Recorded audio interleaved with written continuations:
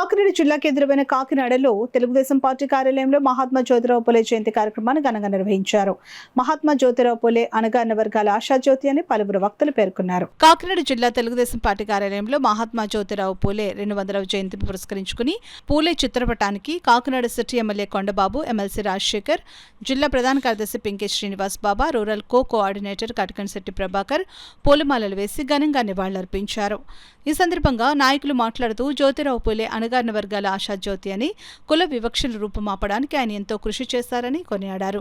సమాజంలో మార్పు రావాలంటే విద్య ప్రధాన ఆయుధమని పూలే నమ్మేవారని, ముఖ్యంగా మహిళలు చదువుకుంటేనే సమాజం అభివృద్ధి చెందుతుందని ఆయన అన్న మాటలను గుర్తు చేశారు.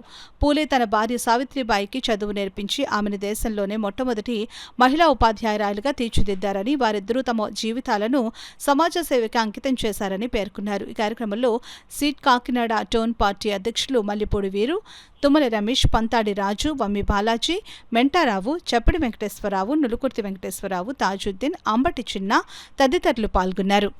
ఈరోజు మన రాష్ట్రం కాదు, దేశవ్యాప్తంగా కూడా ఆయన్ని గుర్తుపెట్టుకుని ఈరోజు ముందుకెళ్తున్నారు. ఈ రోజున ఆ రోజుల్లోనే ఆయన ఈ దేశంలో అసమానతలు తొలగాలి, అందరూ సమానంగా బతకాలన్న ఆలోచన కలిగించిన వ్యక్తి.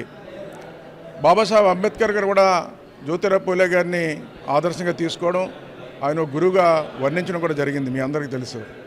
అలాంటి గొప్ప వ్యక్తి.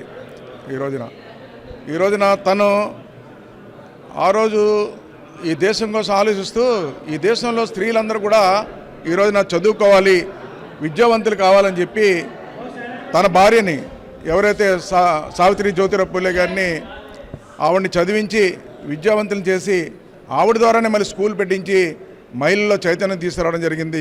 ఆనాడు 1848లో ఆ రోజు ఈ రోజు చూసుకుంటే స్త్రీల్లో చైతన్యం తీసుకొచ్చిన, విద్యావంతులను చేయడానికి చైతన్యం తీసుకొచ్చిన వ్యక్తి కూడా ఈయన. ఈ రోజున అలాంటి మహానుభావుడు.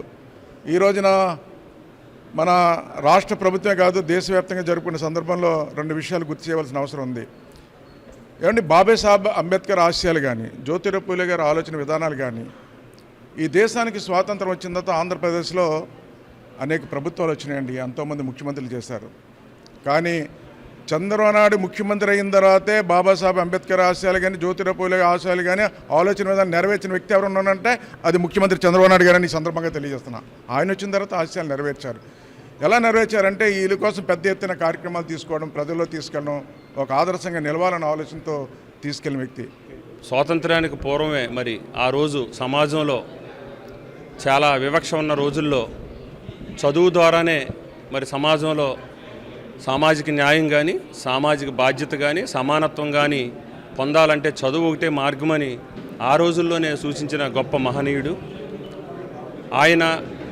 ఆయనతో పాటు ఆయన భార్య సావిత్రిబాయి పూలే గారు కూడా మరి ఆ రోజుల్లోనే భారతదేశంలోనే మొట్టమొదటిసారిగా మహిళ మరి స్కూల్ని స్థాపించటం, వారి ఆశయాలని మనందరం కూడా ముందుకు తీసుకెళ్లవలసిన బాధ్యత మనందరి మీద ఉంది. ముఖ్యంగా తెలుగుదేశం పార్టీ అన్న నందమూరి తారక రామారావు గారు స్థాపించిన మొదటి రోజునే ఈ రాష్ట్రంలో తెలుగు జాతికి మరి రాజకీయంగా కానీ, ఆర్థికంగా కానీ బడుగు బలహీన వర్గాలకి మరి ఆయన ఆశయాలను ముందుకు తీసుకెళ్లిన ఏకైక పార్టీ ఏదైనా ఉందంటే ఒక తెలుగుదేశం పార్టీ అని సందర్భంగా తెలియజేసుకుంటూ ఈరోజు కూడా చంద్రబాబు నాయుడు గారు అదే ఆశయాల్ని, పూలే గారి ఆశయాల్ని మరి ముందుకు తీసుకెళ్ళటం మనందరికీ కూడా శుభపరిణామం. మేమందరం కూడా ఇది ఒక సామాజిక బాధ్యతగా భావించి మరి ఆయన ఆశయాలను ముందుకు తీసుకెళ్తామని, అలాగే చదువుకు ఎక్కువ ప్రాధాన్యత ఇచ్చి చదువు ద్వారానే సామాజిక న్యాయం జరుగుతుందని భావించిన ఆయన ఆశయాలను ముందుకు తీసుకెళ్తామని సందర్భంగా తెలియజేస్తాం.